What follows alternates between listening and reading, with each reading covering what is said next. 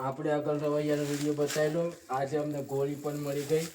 તો હવે જો આમ છાશ વણાય છે. હવે શાંતિભાઈ આનો આખો પરિચય આપશે. શાંતિભાઈ બોલો.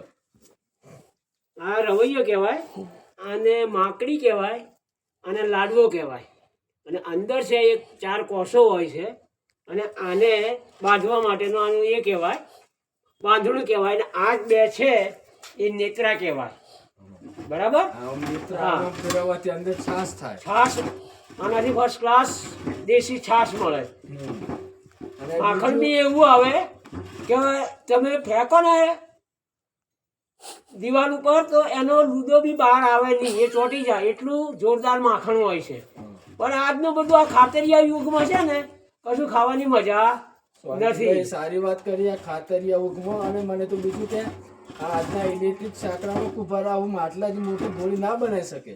કારના કુંભારને ધન્યવાદ છે કે આવડો મોટો ઘોડો બનાવ્યો છે એને. આજના કુંભારને આવું ના ફાવે.